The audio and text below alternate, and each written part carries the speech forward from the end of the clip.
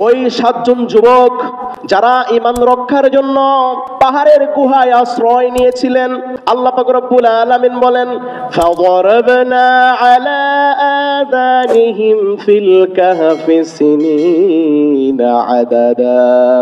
আল্লাহ পাক রব্বুল আলামিন গুহাবাসীদেরকে একটা গুহার ভিতরে নিদ্রিত অবস্থায় রেখেছিলেন প্রায় 309 বছর পর্যন্ত। সুবহানাল্লাহ। عن الروح قل الروح من أمر ربي وما أوتيتم من العلم إلا قليلا। হে নবী, আপনাকে উহারা রূহ সম্পর্কে প্রশ্ন করেছেন, আপনি বলুন রূহ এমন একটা জিনিস যেটা মহান রব্বুল আলামিন আল্লাহ পাক রব্বুল আলামিনের পক্ষ থেকে একটা আদেশ আর হুকুম মাত্র। পুরা শরীর মাথা থেকে পা পর্যন্ত তন্ন তন্ন করে খুঁজলে এই রূহের অস্তিত্ব পাওয়া যাবে না। রূহটা কোথায় আল্লাহ তাআলা রেখেছেন? বুকের ভিতরে, হৃৎপিণ্ডের ভিতরে রেখেছেন না মাথায় রেখেছেন? শরীরের কোন জায়গায় রেখেছেন? এর কালার কেমন, এর রং কেমন, এ কেমন দেখতে, এর আকৃতি কেমন? পৃথিবীর কোন মানুষ কিয়ামত পর্যন্ত এই রূহটা তন্ন তন্ন করে খুঁজে বাহির করতে পারবে না। হে নবী, এই রূহটা আমি আল্লাহ পাক রব্বুল আলামিনের একান্ত হুকুম মাত্র। সুবহানাল্লাহ। এটা আমি আল্লাহর একটা হুকুম। রূহ মানুষের ভিতরে আছে, পৃথিবীর কেউ এই রূহকে আবিষ্কার করতে পারবে না। আমি আল্লাহ হুকুম দিয়েছি যতদিন পর্যন্ত ততদিন পর্যন্ত এই রূহটা মানুষের ভিতরে থাকবে। আমি আল্লাহর হুকুম হয়ে গেলে এই রূহকে আমি নিয়ে চলে আসবো। এটা আল্লাহর কোরআনের ভাষায় ইন্না মাক্কান্না লাহু ফিল আরদি ওয়া আতাইনাহু মিন কুল্লি শাইইন সাবাবা। আল্লাহ পাক রব্বুল আলামিন বলেন, এমন একজন ব্যক্তি জুলকারনাইন ছিলেন, তাকে এই পৃথিবীতে প্রতিষ্ঠিত করেছিলাম এবং তাকে তার প্রত্যেক কাজের উপকরণ দান করেছিলাম। পৃথিবীর বুকে যা যা তার প্রয়োজন ছিল আমি আল্লাহ পাক রব্বুল আলামিন সেই জিনিস তাকে দান করেছিলাম। এবং ওই জুলকারনাইন বাদশাকে আমি তাম পৃথিবী ভ্রমণ করিয়েছিলাম। তিনি পূর্ব থেকে পশ্চিম, উত্তর থেকে দক্ষিণ, এমন কোন জায়গা পৃথিবীতে ছিল না যেই জায়গাতে সে সফর করে নাই। প্রত্যেকটা জায়গাতে আমি আল্লাহ তাকে সফর করিয়েছি। 9 বছর পর তারা ঘুম থেকে উঠলেন, উঠে তাদের ভিতরে ক্ষুধার ভাব চলে আসলো, তারা অত্যন্ত ক্ষুধার্ত। একজন বললেন, হাযিহি ইলাল মাদিনাতি ফালইয়ানজুর আইয়ুহা আযকা। তোমাদের পকেটে হাত দাও, কার পকেটে কত টাকা আছে। পকেটে হাত ঢুকে দিলেন, টাকা বাহির করলেন, টাকাগুলি একজনকে দিলেন, বললেন শহরে যাও, যাই শহর থেকে কিছু কিনে নিয়ে আসো খাবার, যেই খাবারটা হালাল, যে খাবারটা উত্তম, সেই খাবারটা আমাদের জন্য নিয়ে আসো, আমরা খেয়ে দিয়ে। কোনো কথা বলতে গেলে আমরা কি ব্যবহার করব? ইনশাআল্লাহ এই শব্দটা ব্যবহার করবো। কোনো কাজ করলে, কোনো কথা বললে ইনশাআল্লাহ বলবো, তাহলে আল্লাহ পাক ওই কাজকে সফলতা দান করবে। 2 নাম্বার, শিরিকের সাথে কোনো আপোষ মুসলমানের চলবে না। শিরিকের জন্য মুসলমানের যদি বাড়িঘর ছাড়তে হয়, দেশ ছাড়তে হলে মুসলমান শিরিক করবে না। 3 নাম্বার, ব্যক্তি যতই শক্তিশালী হোক না কেন, ওই বাদশার মুখের সামনে যেমন ওই 7 জন যুবক বলে দিয়েছিলেন, আপনার কথায় আমাদের ঈমান হারাবো না। জালিমের সামনে দাঁড়ায় সত্য কথা, হক কথা বলা। 4 নাম্বার, পরকালের প্রতি বিশ্বাসকে দৃঢ় করা। আমাদেরকে আবার জবাব দিতে হবে, তার কাছে দাঁড়াইতে হবে, এই কথা দৃঢ়ভাবে বিশ্বাস করা। আল্লাহ পাক রব্বুল আলামিন আমাদেরকে এই 4টি গোয়েন্দা বাহিনী আছে না নাই? গোয়েন্দা বাহিনী আছে, এবং এই গোয়েন্দা বাহিনী খুব সূক্ষ্মভাবে তদন্ত করে দেখলেন এই 7 জন যুবক একটু আলাদা চলতেছে, তাদের চলন বলন আলাদা। বাদশার কাছে অভিযোগ করলেন, বাদশা 7 জন যুবককে তলব করলেন এবং বললেন, আপনারা কি এই কাজে লিপ্ত হয়েছেন কিনা? তখন 7 জন যুবক দাঁড়ায় বললেন, যেই আল্লাহ আমাদেরকে সৃষ্টি করেছেন, ওই আল্লাহর জন্য, ঈমানকে রক্ষা করার জন্য জীবন যদি দিতে হয়, জীবন দেওয়ার জন্য 24 ঘন্টা প্রস্তুত আছি। এক আল্লাহর তাওহীদের ইবাদত করব, দ্বিতীয় কারো সামনে মাথা নত করব না। যখন এমন ঘোষণা দিলেন এবং সকলকে বললেন, আপনারাও শিরিক ছেড়ে দিয়ে একত্ববাদে চলে আসেন, তাওহীদে চলে আসেন, তখন বাদশা বললেন, তোমাদের এই কথা যদি প্রত্যাহার করে না নাও, তাহলে তোমাদের দেহ থেকে গর্দান আলাদা করে দিব। 3 দিন সময় দেওয়া হলো, 3 দিনের ভিতরে তোমরা সংশোধন হও। 3 দিন তাদেরকে সময় দেওয়ার পরে তারা সিদ্ধান্ত করলেন যে আমরা যদি বাদশার সামনে স্যালেন্ডার করি ঈমান থাকে না, আর যদি বাদশার কথা যদি না মানি জীবন থাকে না, যদি মানি ঈমান থাকে না। ঈমান রক্ষা করার জন্য তারা সিদ্ধান্ত নিলেন এই রাজ্য এই এলাকা ছেড়ে 9 বছরের ভিতরে আল্লাহ পাক পুরো জাতিকে পরিবর্তন করে একজন ধার্মিক শাসককে আল্লাহ পাক ওই রোমের সাম্রাজ্যে বসিয়ে দিয়েছিলেন। সুবহানাল্লাহ। আল্লাহ পাক রব্বুল আলামিন 309 বছর পরে ওই যুবকদেরকে আবার জাগ্রত করার কারণ কি? তারা আল্লাহকে বিশ্বাস করত, নবীকে বিশ্বাস করত, কিন্তু পরকালকে বিশ্বাস করত না। মৃত্যুর পরে মানুষ কি আবার জাগ্রত হবে কিনা এটা তাদের সন্দেহ ছিল। বিধায় ওই বাদশা আল্লাহর কাছে দোয়া করেছিলেন, আল্লাহ এমন একটা মানুষকে আপনি পয়দা করে দেন যার মাধ্যমে আমার এই রাজ্য জানতে পারবে যে পরকালে একটা জীবন আছে, একটা জগৎ আছে, সেখানে দাঁড়াইতে হবে, জবাব দিতে হবে। আল্লাহ পাক বাদশার দোয়া কবুল করেছিলেন। আল্লাহ পাক রব্বুল আলামিন এই 7 জন যুবকের মাধ্যমে একটা পুরা দেশকে, পুরা জাতিকে আখিরাতের প্রতি বিশ্বাসকে আরো দৃঢ় করেছিলেন বলে নাসর ইবনে হারিস, অপরজন উকবা ইবনে মুইত। এই দুইজন কুরাইশিকে মক্কার লোকজনরা মদিনার ইহুদি আলেমদের কাছে পাঠালেন, কারণ মক্কাবাসীদের ভিতরে ওহির জ্ঞান, আসমানি জ্ঞান সম্পর্কে তেমন ধারণা ছিল না। মদিনায় পাঠালেন কেন? মদিনাতে তাওরাত কিতাবের বড় বড় আলেম মদিনায় ছিল, আর নবীজি যে নবী দাবি করেছেন, এই নবী দাবি করার পিছনে যে কারণগুলা ওই তাওরাত কিতাবের ভিতরে আল্লাহ আগেই জানায় দিয়েছিলেন। তাহলে নবীজির পূর্বে শত শত হাজার বছর পূর্বের তাওরাত কিতাব, ওই তাওরাত কিতাবে নবীজি কেমন হবে, কেমন চরিত্রের অধিকারী হবে, কেমন মানুষ হবে, এই বিষয়গুলো আল্লাহ পাক পুঙ্খানুপুঙ্খানুভাবে তাওরাত কিতাবে দিয়েছিলেন। কিন্তু এই জ্ঞান সবার ছিল না, ইহুদি আলেমদের ছিল।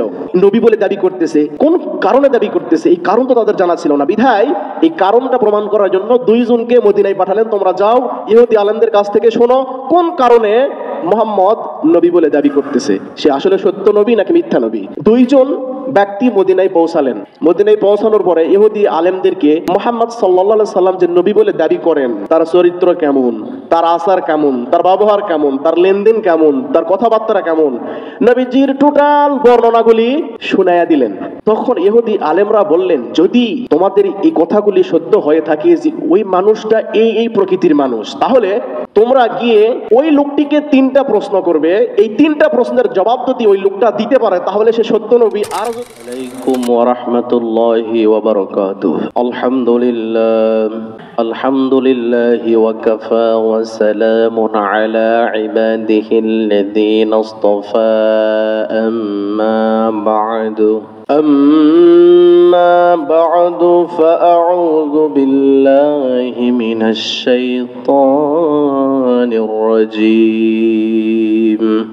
وقال الله تعالى في كلامه المجيد وفيه فرقانه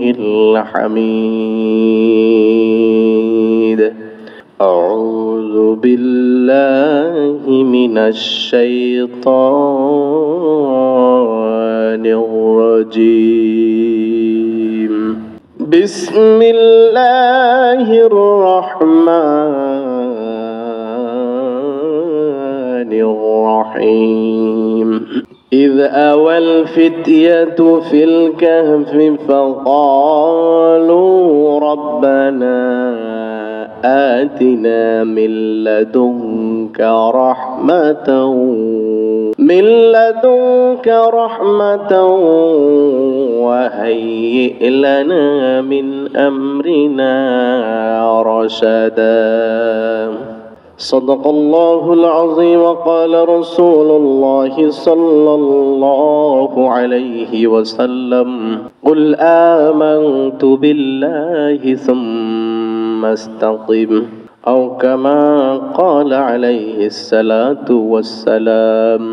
ما كان محمد أبا أحد من رجالكم ولكن رسول الله وخاتم النبيين وكان الله بكل شيء عليما. إن الله وملائكته يصلون على النبي يا أيها الذين آمنوا صلوا عليه وسلموا تسليما. اللهم صل على محمد وعلى آل محمد كما صليت على إبراهيم وعلى آل إبراهيم إنك حميد مجيد اللهم بارك على محمد وعلى آل محمد كما باركت على إبراهيم وعلى آل إبراهيم إنك حميد مجيد الحمد لله 19 শাওয়াল 1446 হিজরি সন 5ই বৈশাখ 1432 বঙ্গাব্দ 18 এপ্রিল 2025 ঈসাই সন পবিত্র জুমার দিন জুমার নামাজ আদায় করার জন্য আল্লাহ পাক রব্বুল আলামিন আমাদেরকে দুনিয়াবি সকল ঝামেলাকে উপেক্ষা করে আল্লাহ তাআলার ঘর পবিত্র ঘর মসজিদে এসে বসে নবী পাকের উপরে দরুদ শরীফ পড়ার তৌফিক আল্লাহ তাআলা আমাদেরকে দান করেছেন। সে মহান রবের দরবারে দিল থেকে প্রাণ খুলে মন খুলে আল্লাহ তাআলার প্রতি কৃতজ্ঞতা প্রকাশে শুকরিয়া আদায় করি, বলি আলহামদুলিল্লাহ। আরো শুকরিয়া জ্ঞাপন করি আল্লাহ তাআলার দরবারে যে মালিক আমাদেরকে আখিরি জামানার নবী জনাবে মুহাম্মাদুর রাসূলুল্লাহ সাল্লাল্লাহু আলাইহি ওয়াসাল্লাম শ্রেষ্ঠ নবীর শ্রেষ্ঠ উম্মত আমাদেরকে বানিয়েছেন। সে রাসূলের প্রতি লক্ষ কোটি দরুদ ও সালাম বর্ষিত হোক। সকলে পড়ি সাল্লাল্লাহু আলাইহি ওয়াসাল্লাম। আল্লাহ পাক রব্বুল আলামিন আমাদেরকে সেই নবীর উম্মত বানিয়েছেন, শুকরিয়া দান আর একবার বলি আলহামদুলিল্লাহ। সম্মানিত উপস্থিতি, সূরা কাহাফ থেকে আমি একটি আয়াতের অংশ তেলাওয়াত করেছি। এই সূরা কাহাফ যখন আল্লাহ তাআলা নবীর উপরে নাজিল করবেন, নাজিল করার পূর্বে মক্কায় একটি ঘটনা ঘটে গিয়েছিল।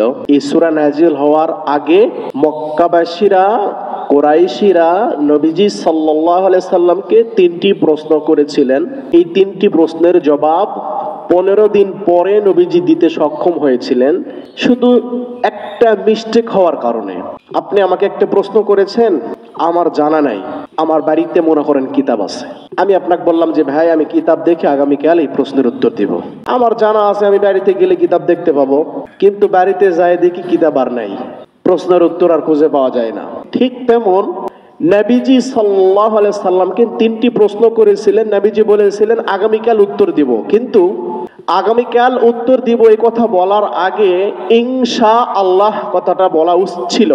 নবীজি জানতেন আমাকে প্রশ্ন করলে জিবরিল আমিন আসবেন, জিবরিল আমিনকে বলবো আল্লাহ পাক রব্বুল আলামিন এই প্রশ্নের জবাব দিয়ে সূরা নাজিল করে আয়াত নাজিল করে এই সমস্যার সমাধান করবেন, কিন্তু ইনশাআল্লাহ কথাটা ভুলে গিয়েছিলেন। নবীজি এই কথাটা বলতে ভুলে গেছেন। আল্লাহ তাআলার এতটুকুই মাইন্ডে লেগে গেছে, অর্থাৎ আল্লাহ পাক রব্বুল আলামিন নবীজির উপরে ওহী বন্ধ করেছিলেন 15 দিন পর্যন্ত।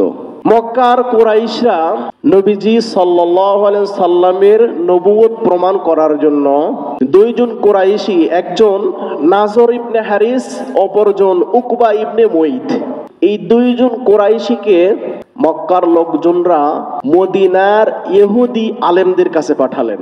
কারণ মক্কাবাসীদের ভিতরে ওহীর জ্ঞান, আসমানি জ্ঞান সম্পর্কে তেমন ধারণা ছিল না। মদিনায় পাঠালেন কেন?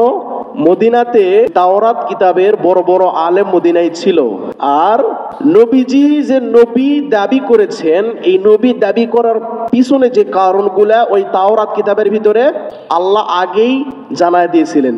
তাহলে নবীজির পূর্বে শত শত হাজার বছর পূর্বের তাওরাত কিতাব, ওই তাওরাত কিতাবে নবীজি কেমন হবে, কেমন চরিত্রের অধিকারী হবে, কেমন মানুষ হবে, এই বিষয়গুলো আল্লাহ পাক পুঙ্খানুপুঙ্খানুভাবে তাওরাত কিতাবে দিয়েছিলেন, কিন্তু এই জ্ঞান সবার ছিল না, ইহুদি আলেমদের ছিল।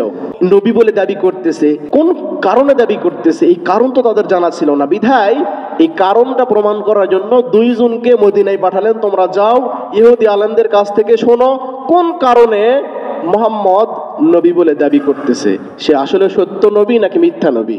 2 জন ব্যক্তি মদিনায় পৌঁছালেন। মদিনায় পৌঁছানোর পরে ইহুদি আলেমদেরকে মুহাম্মদ সাল্লাল্লাহু আলাইহি সাল্লাম যে নবী বলে দাবি করেন, তার চরিত্র কেমন, তার আচার কেমন, তার ব্যবহার কেমন, তার লেনদেন কেমন, তার কথাবার্তা কেমন, নবীজির টোটাল বর্ণনাগুলি শুনাইয়া দিলেন। তখন ইহুদি আলেমরা বললেন, যদি তোমাদের এই কথাগুলি সত্য হয়ে থাকে যে ওই মানুষটা এই প্রকৃতির মানুষ, তাহলে তোমরা গিয়ে ওই লোকটিকে 3টা প্রশ্ন করবে। এই 3টা প্রশ্নের জবাব যদি ওই লোকটা দিতে পারে তাহলে সে সত্য নবী, আর যদি না দিতে পারে তাহলে মুহাম্মদ সত্য নবী নয়। 1 নম্বর প্রশ্ন, জুলকারনাইন কে? একজন ব্যক্তির নাম জুলকারনাইন, সেই ব্যক্তিটা কে? 2 নাম্বার, রুহু কি? মানুষের যে আত্মা, জীবন, এই রুহুটা কি? 3 নাম্বার, আসহাবে কাহাফ, গুহাবাসী, যারা গুহায় বসবাস করতেন, তাদের সম্পর্কে তোমার ধারণা কি? তাহলে 1 নাম্বার জুলকারনাইন একজন ব্যক্তির নাম, সে ব্যক্তিটা কে? 2 নাম্বার, প্রত্যেকটা মানুষের ভিতরে যে রুহু আছে, এই রুহুটা কি জিনিস? 3 নাম্বার, গুহাবাসীদের সম্পর্কে তোমার ধারণা কি? এই 3টির প্রশ্ন তাদেরকে শিখে দিলেন, 3টির জবাবও বলে দিলেন যে এই প্রশ্নের এই জবাব হবে, এই প্রশ্নের এই জবাব হবে। সে প্রশ্নের উত্তর দিল আর আপনারা শুনলেন এমনটা নয়, প্রশ্নের জবাব এই হবে। প্রশ্নও শিখে দিলেন, প্রশ্নের উত্তরও শিখে দিলেন। ওই 3টা প্রশ্ন এবং উত্তর নিয়ে 2 জন মক্কাতে আসলেন, মক্কার লোকজনদেরকে ডাকলেন এবং বললেন, হ্যাঁ, তাওরাত কিতাব থেকে 3টি ঘটনা পাওয়া গেছে, এই 3টি ঘটনা, 3টি আলামত, 3টি প্রশ্ন নবীজিকে করা হবে। সে যদি উত্তর দিতে পারে তাহলে ইহুদি আলেমরা বলেছেন আসলে সে সত্য নবী, আর যদি না দিতে পারে সত্য নবী নয়। মক্কাবাসীরা সবাই একত্রিত হয়ে গেলেন, সব লোকজন জড়ো হয়ে গেলেন যে নবীকে প্রমাণ করতে হবে 3টি প্রশ্নের উত্তরের মাধ্যমে। সকলে চলে আসলেন, এসে প্রশ্ন করলেন, হে নবী মুহাম্মদ সাল্লাল্লাহু আলাইহি ওয়াসাল্লাম, তুমি যে নবী বলে দাবি করো, বলো তো জুলকারনাইন কে? 2য় প্রশ্ন, রুহুটা কি জিনিস? 3 নাম্বার, আসহাবে কাহাফ, গুহাবাসী, যারা গুহায় বসবাস করত, এদের সম্পর্কে বলেন তো। নবীজি তো জানেন জিবরাইল আসবে, জিবরাইলকে প্রশ্ন করবে, আল্লাহর রাস্তায় সুন্দরভাবে জানায় দিবে, তখন নবী আবার তাদেরকে ঘটনাগুলি খুলে বলে দিবেন। তো তিনি বললেন যে আগামীকাল আমি এর জবাব দিব, ইনশাআল্লাহ বলতে ভুলে গেছেন। পরের দিন জিবরাইল আর আসে না, প্রশ্নের উত্তর নবীকে জানানো হয় নাই। মক্কার লোকজন সবাই জড়ো হয়ে গেল, নবী আজকে প্রশ্নের উত্তর দিবে, প্রশ্নের উত্তর দিলেই হ্যাঁ সে সত্য নবী, এটা প্রমাণ হয়ে যাবে। হাজার হাজার লোক মুসলমান হওয়ার জন্য প্রস্তুত, কিন্তু নবীজি উত্তর জানা নাই। তিনি বললেন আমি আজকে এর উত্তর দিব না, আগামীকাল দিব। পরের দিন আবার লোকজন জড়ো হয়ে গেলেন, আবার জানালেন না। পরের দিন আবার লোকজনকে ফেরত দিলেন। 1 দিন, 2 দিন, 5 দিন, 6 দিন, 8 দিন, কত আর লোকজন আসবে আর কত আর চলে যাবে। এভাবে মক্কাবাসীরা বলল যে আসলেই আমরা যা ধারণা করেছিলাম, আসলেই নবী মুহাম্মদ নবী নয়, মিথ্যা নবী।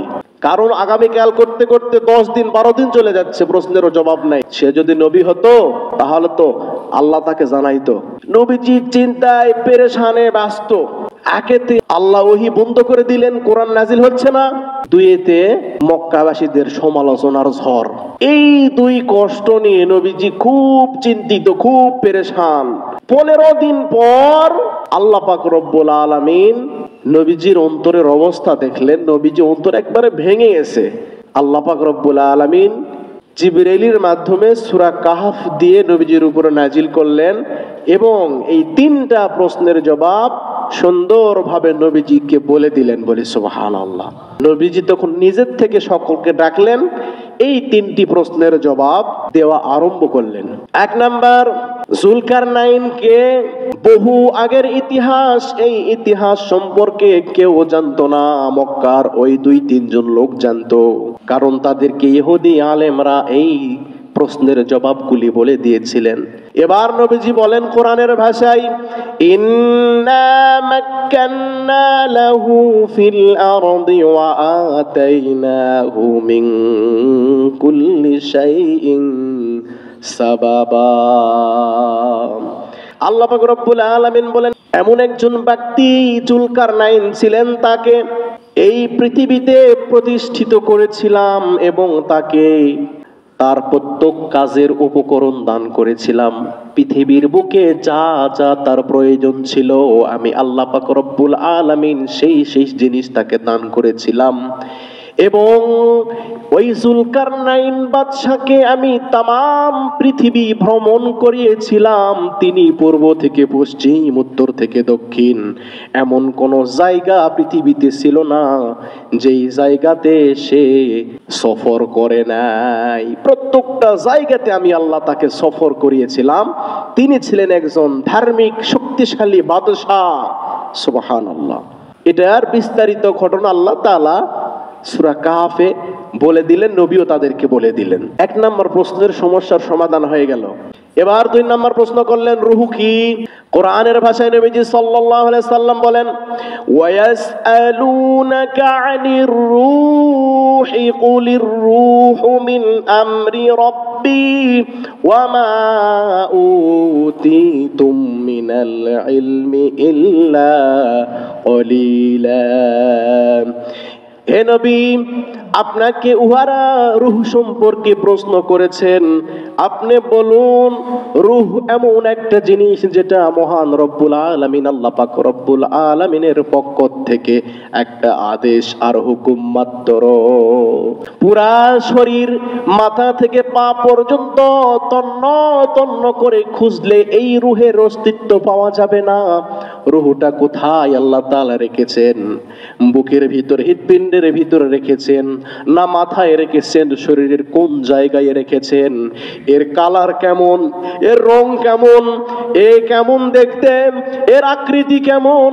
পৃথিবীর কোন মানুষ কিয়ামত পর্যন্ত এই রূহটা তন্ন তন্ন করে খুঁজে বাহির করতে পারবে না।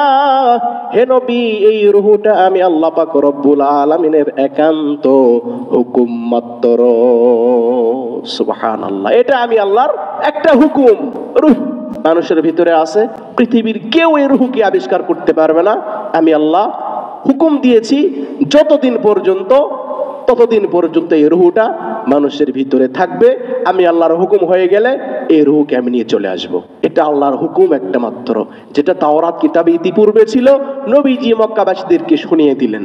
এরপরে আসহাবে কাহাফ, গুহাবাসী, তাদের সম্পর্কে ধারণা কি? নবীজি সাল্লাল্লাহু আলাইহি সাল্লাম আসহাবে কাহাফ সম্পর্কে আল্লাহ পাক রব্বুল আলামিন সূরা কাহাফের ভিতরে বিস্তারিত সুন্দরভাবে বলে দিলেন। আপনাদের বাড়িতে যাদের বাংলা তরজমা কোরআন আছে, তাফসির আছে, যায় দেখবেন আল্লাহ পাক রব্বুল আলামিন আসহাবে কাহাফ, গুহাবাসী, ওই গুহাবাসীদের সম্পর্কে একটা সূরা কোরআনের আল্লাহ তাআলা নাজিল করে দিয়েছেন। নবীজি বলেন, কোন উম্মত যদি সূরা কাহাফ প্রতি জুমার দিন তেলাওয়াত করে, আল্লাহ পাক রব্বুল আলামিন এক জুমা থেকে আরেক জুমা, মাঝখানে যে ৬-৭টা দিন রয়েছে, এই ৬-৭ দিনের ভিতরে আল্লাহ পাক রব্বুল আলামিন বান্দাকে রহমতের কোলে রেখে দেন। সুবহানাল্লাহ। শুধু তাই নয়, এই সূরা তেলাওয়াত করলে পরে নবীজি বলেন ওই বান্দা শেষ জামানায় কোনোদিন দাজ্জালের ফিতনার ভিতরে লিপ্ত হবে না। আল্লাহ পাক রব্বুল আলামিন ওই সূরা তেলাওয়াত করনে ওয়ালাকে দাজ্জালের সকল প্রকার ফিতনা থেকে হেফাজত করবেন। সুবহানাল্লাহ। সূরা কাহাফে আল্লাহ পাক জানায় দিলেন আসহাবে কাহাফ কি? আসহাবে কাহাফ ওই ৭ জন যুবক যারা ঈমান রক্ষার জন্য পাহাড়ের গুহায় আশ্রয় নিয়েছিলেন। আল্লাহ পাক রব্বুল আলামিন বলেন, ফাদরাবনা আলা আযানিহিম ফিল কাহফি সিনিনা আদাদা। আল্লাহ পাক রব্বুল আলামিন গুহাবাসীদেরকে একটা গুহার ভিতরে নিদ্রিত অবস্থায় রেখেছিলেন প্রায় ৩০৯ বছর পর্যন্ত। সুবহানাল্লাহ। ৩০৯ বছর ৭ জন যুবককে ঘুমিয়ে রেখেছিলেন।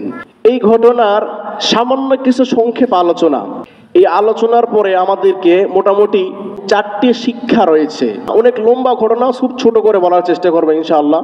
আসহাবে কাহাফের ৭ জন যুবক ছিল। কয়জন যুবক? কথা বলতে হবে। ৭ জন যুবক রোম সাম্রাজ্যে বসবাস করত। রোম সম্রাটের নাম ছিল দাকিয়ানুস নামক একজন জালিম শাসক ছিল, জালিম বাদশাহ। সে তার প্রজাদের উপরে, তার জনগণের উপরে জুলুম করত। তো এই দাকিয়ানুস শাসক, তিনি জুলুমের পাশাপাশি তার সমস্ত জনগণকে মূর্তি পূজা, বা শিরিকবাদে বাধ্যতামূলক তাদেরকে লিপ্ত করত। অর্থাৎ আপনার মন না চাইলেও আপনাকে দেবতার নামে পূজা করতে হবে, আপনার মন না চাইলেও আপনাকে দেবতার নামে কুরবানি করতে হবে, বাধ্য করত। তো ওই যুগের জালিম বাদশাহ শিরিকবাদে লিপ্ত থাকতো, তার জনগণদেরকেও শিরিকের ভিতরে আবদ্ধ রেখেছিল। প্রশাসনিক বড় বড় কর্মকর্তা যারা ছিল, তাদেরই ছেলেপেলে যারা ছিল, বছরে একটা দিন অনুষ্ঠান হতো, বিশাল অনুষ্ঠান, সকলেই সেই অনুষ্ঠানে অংশগ্রহণ করত। এটা সরাসরি তাফসিরে ইবনে কাসির থেকে বলতেছি খুব সংক্ষেপে। সকলেই ওই অনুষ্ঠানে অংশগ্রহণ করলেন, ওই 7 জন যুবকও অনুষ্ঠানে অংশগ্রহণ করলেন, কেউ কাউকে চিনে না। ওই অনুষ্ঠানে দেখলেন সকলে পূজায় লিপ্ত, সকলে শিরিক করতেছে, সকলেই তাদের নামে কুরবানি করতেছে, যা ইচ্ছা তাই করতেছে। একজন যুবককে এগুলি দেখে তার দিলের ভিতরে ভালো লাগলো না। মানুষ মানুষ হয়ে কিভাবে দেবতার পূজা করে, কিভাবে মানুষ নোংরামি করে, কিভাবে তাদের নামে কুরবানি করে, আমার পক্ষে সম্ভব নয়। তিনি ওই অনুষ্ঠান পরিত্যাগ করে একটা গাছের নিচে আশ্রয় নিলেন। গাছের নিচে যখন বসলেন, একটু পরে আরেকটা যুবক ওই গাছের নিচে বসলেন, একটু পরে আরেকজন যুবক, এভাবে যুবকের সংখ্যা দাঁড়ালো 7 জন। কয়জন? 7 জন যুবক গাছের গোড়ায় বসে কেউ কারোর সাথে কথা বলতেছে না, কারণ বাদশাহ অত্যন্ত জালিম। যদি খবর পায় যে আমার রাজ্যে আমার হুকুম ছাড়া আমার জনগণ অন্য কোন ধর্মের অনুসরণ করতেছে, তাহলে তার খবর আছে। তো 7 জন যুবক চুপ, এক জায়গায় 7 জন যুবক কতক্ষণ আর চুপ করে থাকতে পারে? প্রথম যে ব্যক্তি ওখানে বসেছিল আর একজনকে বলল, ভাই তোমরা সকলে এখানে এসেছো অনুষ্ঠান ত্যাগ করে, তোমাদের মন মতলব কি? তোমাদের কি কোনো কথা আছে? সকলে চুপচাপ বসে আছে কেন? অন্যান্য লোক বলতেছে, আমরা তো এসে দেখি আপনি সবার প্রথম এখানে বসে আছেন, আপনি বলেন আপনি কেন এসেছেন? বলে, ভাই কি আর বলবো, দোহাই লাগে এই কথাটা যেন বাদশার কানে না যায়। এই শিরিকবাদে লিপ্ত হওয়ার জন্য আমার মন টানে না। আমি সেই আল্লাহর ইবাদত করতে চাই যে আল্লাহ আসমানের মালিক, জমিনের মালিক, গোটা পৃথিবীর মালিক, যে আল্লাহ পাক রব্বুল আলামিন তামাম জাহান পরিচালনা করেন। সেই এক আল্লাহর গোলামি করব, দ্বিতীয় কারো কাছে মাথা নত করব না। একজন যুবক বলে, আমারও তো মনের ভিতরে তাই, এই ইচ্ছা রেখেই তো আমি এখানে চলে এসেছি। অন্যান্য যুবকরা বলে, হ্যাঁ আমি ওই জন্যই এসেছি। 7 জন যুবকের মধ্যে মিল হয়ে গেল, তারা এক আল্লাহর ইবাদত করতে চায়, দ্বিতীয় কারো গোলামি করতে চায় না। তারা সিদ্ধান্ত নিলেন, আমরা যদি প্রকাশ্যে তাদের বিরুদ্ধে বিদ্রোহ করি, তাহলে আমরা এই এত বিশাল বাহিনীর সাথে মোকাবেলায় বিজয় অর্জন করতে পারবো না। কাজেই আমরা এখন আপাতত আমাদের গোপনীয়তা বজায় রেখে আল্লাহর ইবাদত করব। তারা গোপনীয়তা বজায় রেখে আল্লাহর ইবাদত করলেন। প্রত্যেকটা সরকারের গোয়েন্দা বাহিনী আছে না নাই? গোয়েন্দা বাহিনী আছে, এবং এই গোয়েন্দা বাহিনী খুব সূক্ষ্মভাবে তদন্ত করে দেখলেন এই 7 জন যুবক একটু আলাদা চলতেছে, তাদের চলন বলন আলাদা। বাদশার কাছে অভিযোগ করলেন, বাদশা 7 জন যুবককে তলব করলেন এবং বললেন, আপনারা কি এই কাজে লিপ্ত হয়েছেন কিনা? তখন 7 জন যুবক দাঁড়ায় বললেন, যেই আল্লাহ আমাদেরকে সৃষ্টি করেছেন, ওই আল্লাহর জন্য, ইমানকে রক্ষা করার জন্য জীবন যদি দিতে হয়, জীবন দেওয়ার জন্য 24 ঘন্টা প্রস্তুত আছি। এক আল্লাহর তাওহীদের ইবাদত করব, দ্বিতীয় কারো সামনে মাথা নত করব না। যখন এমন ঘোষণা দিলেন এবং সকলকে বললেন, আপনারাও শিরিক ছেড়ে দিয়ে একত্ববাদে চলে আসেন, তাওহীদে চলে আসেন, তখন বাদশা বললেন, তোমাদের এই কথা যদি প্রত্যাহার করে না নাও, তাহলে তোমাদের দেহ থেকে গর্দান আলাদা করে দিব। 3 দিন সময় দেওয়া হলো, 3 দিনের ভিতরে তোমরা সংশোধন হও। 3 দিন তাদেরকে সময় দেওয়ার পরে তারা সিদ্ধান্ত করলেন যে আমরা যদি বাদশার সামনে স্যালেন্ডার করি, ঈমান থাকে না, আর যদি বাদশার কথা যদি না মানি, জীবন থাকে না, যদি মানি ঈমান থাকে না। ঈমান রক্ষা করার জন্য তারা সিদ্ধান্ত নিলেন, এই রাজ্য, এই এলাকা ছেড়ে এমন এক জায়গায় গিয়ে আমরা সে আল্লাহর ইবাদত করব, যেখানে ইবাদতের কোনো ত্রুটি, ইবাদতের কোনো ঘাটতি, ইবাদতের ভিতরে কোনো ঝামেলা ঢুকবে না, নিরিবিলি জায়গাতে ইবাদত করব। 7 জন যুবক সন্ধ্যাবেলায় রওনা করলেন। পাহাড় পার্বত্য এলাকায় 7 জন যুবক তাদের গন্তব্যস্থল জানতো না। 7 জন যুবক রওনা করলেন, একটা কুকুর তাদেরকে ধরে ফেলেছে। কুকুর যখন ঘেউ ঘেউ করা আরম্ভ করে দিলেন, তারা ধমকের মাধ্যমে কুকুরকে কোনোভাবে সরাইতে পারলেন না। এই কুকুরের কথা সূরা কাহাফের ভিতরে এসেছেন। এক পর্যায়ে আল্লাহ পাক রব্বুল আলামিন কুকুরের জবান খুলে দিলেন। কুকুর বললেন, তোমরা যে এক আল্লাহর ইবাদতের জন্য বাহির হয়েছ, আমিও কুকুর চাই ওই এক আল্লাহর ইবাদত করতে। সুবহানাল্লাহ। সূরা কাহাফে এই কুকুরের কথা এসেছে স্পষ্ট ভাবে। কুকুরের কথা শুনে কুকুরকে তাদের সঙ্গে নিয়ে পাহাড়ের কিনারা বেয়ে বেয়ে চলতেছেন। ওই পাহাড়ে একটা গুহা ছিল। সারা রাত রাস্তা অতিক্রম করার পরে ওই পাহাড়ের গুহায় ঠিক সকালবেলা তখন তারা বিশ্রাম নিলেন। 7 জন যুবক একটি দোয়া করলেন আল্লাহর কাছে। إذ أوى الفتية إلى الكهف فقالوا ربنا آتنا من لدنك رحمة وهيئ لنا من أمرنا رشدا। আল্লাহ আমাদেরকে আপনি রহমত দান করুন, আমাদের পথ চলাকে আপনি আপনার নিজ অনুগ্রহে এটাকে বাস্তবায়িত করে দিন। এই দুইটা দোয়া আল্লাহর কাছে করলেন। আল্লাহ পাক দুইটা দোয়া কবুল করে নিয়ে তাদেরকে ঘুমানোর জন্য ব্যবস্থা করে দিলেন। তারা ঘুমিয়ে গেলেন। তাদের ঘুম অনেক লম্বা হলো।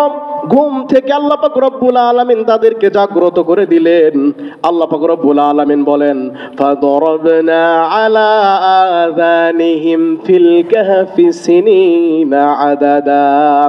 আমি আল্লাহ ওই গুহাবাসীদেরকে কানের উপরে লক করে দিলাম, পর্দা করে দিলাম, তাদের ঘুমের ভিতরে যেন কোনো ব্যাঘাত না ঘটে। আমি আল্লাহ পাক রব্বুল আলামিন তাদের দোয়া কবুল করে নিয়ে দীর্ঘ সময় পর্যন্ত তাদের ঘুমের ব্যবস্থা করে দিলাম। সুবহানাল্লাহ। আল্লাহর কাছে দোয়া করলেন রহমতের জন্য, আল্লাহ তাআলা দিলেন তাদেরকে ঘুম।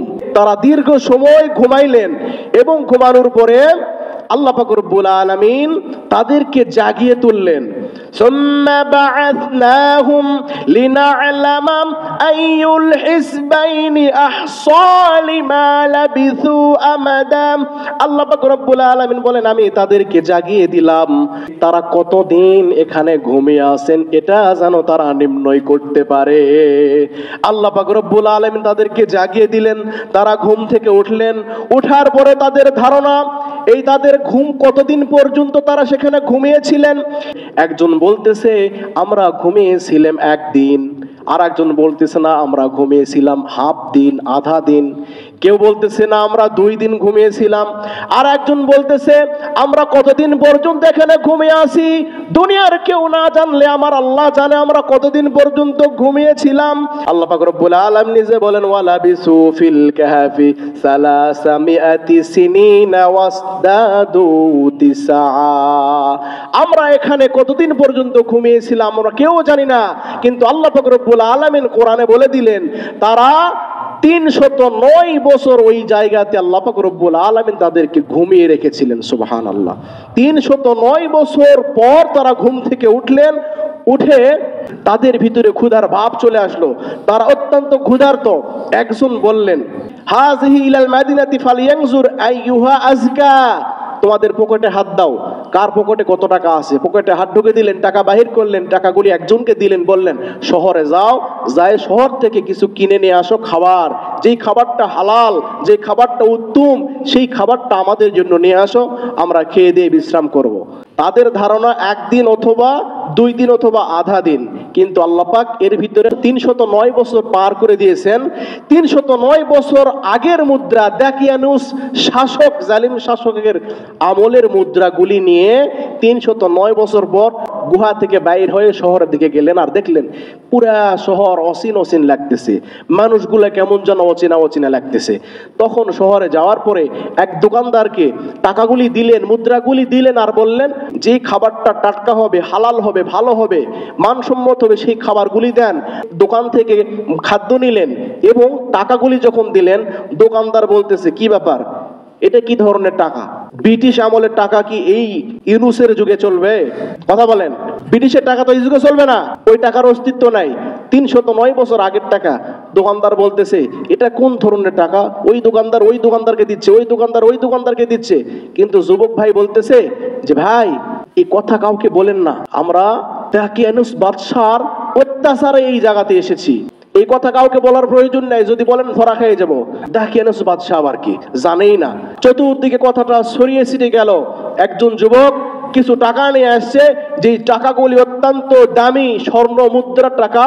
সেই টাকাতে সিলমোহর আরো 309 বছর আগের টাকার তারিখ লেখা আছে। তখন এই কথা যখন চতুর্দিকে ছড়িয়ে পড়ল, সব লোকজনগুলি একত্রিত হয়ে ওই যুবককে আটক করলেন এবং বাদশার কাছে সুপর্দ করলেন। বাদশা বললেন, এই টাকা তুমি কোথায় পেয়েছো? এটা তো ধনভাণ্ডার। নিশ্চয়ই কোনো ধনভাণ্ডার পেয়েছেন। আমার আরো বন্ধু 6 জন, তারা পাহাড়ের গুহায় আরাম করতেছে, আমি খাদ্য নেওয়ার জন্য এসেছি। তখন ইতিহাস তালাশ করে দেখলেন, ওই জালিম বাদশা দাকিয়ানেসুর যুগের 7 জন যুবক পলাতক ছিলেন, কেস ফাইল হয়ে আছে 7 জন যুবকের, আজ পর্যন্ত হদিস পাওয়া যায়নি। ওই যুবককে তখন তারা নিয়ে আসলেন এবং তাদেরকে তাদের সাথে, ওই যুবকের সাথে ওই বাদশা সহ ওই গুহার দিকে রওনা করলেন। এখানে আল্লাহ পাক রব্বুল আলামিন কোরআনের আয়াত নাজিল করে দিলেন। দাকিয়ানুসুর যুগের কোন লোক আর বেঁচে ছিল না। 309 বছরের ভিতরে আল্লাহ পাক পুরা জাতিকে পরিবর্তন করে একজন ধার্মিক শাসককে আল্লাহ পাক ওই রোমের সাম্রাজ্যে বসিয়ে দিয়েছিলেন। সুবহানাল্লাহ। আল্লাহ পাক রব্বুল আলামিন 309 বছর পরে ওই যুবকদেরকে আবার জাগ্রত করার কারণ কি? তারা আল্লাহকে বিশ্বাস করত, নবীকে বিশ্বাস করত, কিন্তু পরকালকে বিশ্বাস করত না। মৃত্যুর পরে মানুষ কি আবার জাগ্রত হবে কিনা এটা তাদের সন্দেহ ছিল। বিধায় ওই বাদশা আল্লাহর কাছে দোয়া করেছিলেন, আল্লাহ এমন একটা মানুষকে আপনি পয়দা করে দেন যার মাধ্যমে আমার এই রাজ্য জানতে পারবে যে পরকালে একটা জীবন আছে, একটা জগৎ আছে, সেখানে দাঁড়াইতে হবে, জবাব দিতে হবে। আল্লাহ পাক বাদশার দোয়া কবুল করেছিলেন। আল্লাহ পাক রব্বুল আলামিন এই 7 জন যুবকের মাধ্যমে একটা পুরা দেশকে, পুরা জাতিকে আখিরাতের প্রতি বিশ্বাসকে আরো দৃঢ় করেছিলেন বলি সুবহানাল্লাহ। এখান থেকে আমরা আমাদের শিক্ষা পাইলাম কি? 1 নাম্বার, ভবিষ্যতে কোনো কথা বলতে গেলে আমরা কি ব্যবহার করব? ইনশাআল্লাহ এই শব্দটা ব্যবহার করব। কোনো কাজ করলে, কোনো কথা বললে ইনশাআল্লাহ বলবো, তাহলে আল্লাহ পাক ওই কাজকে সফলতা দান করবে। 2 নাম্বার, শিরিকের সাথে কোনো আপোষ মুসলমানের চলবে না। শিরিকের জন্য মুসলমানের যদি বাড়িঘর ছাড়তে হয়, দেশ ছাড়তে হলে মুসলমান শিরিক করবে না। 3 নাম্বার, ব্যক্তি যতই শক্তিশালী হোক না কেন, ওই বাদশার মুখের সামনে যেমন ওই 7 জন যুবক বলে দিয়েছিলেন, আমি আপনাদের কথা, আপনার কথায় আমাদের ঈমান হারাবো না। জালিমের সামনে দাঁড়ায় সত্য কথা, হক কথা বলা। 4 নাম্বার, পরকালের প্রতি বিশ্বাসকে দৃঢ় করা। আমাদেরকে আবার জবাব দিতে হবে, তার কাছে দাঁড়াইতে হবে, এই কথা দৃঢ়ভাবে বিশ্বাস করা। আল্লাহ পাক রব্বুল আলামিন আমাদেরকে এই 4টি আমল, 4টি কাজ বেশি বেশি করার তৌফিক দান করুন। আল্লাহুম্মা আমিন। ওয়া আখিরি দাওয়ানা আলহামদুলিল্লাহি রাব্বিল আলামিন। সুন্নাত আদায় করি ইনশাআল্লাহ।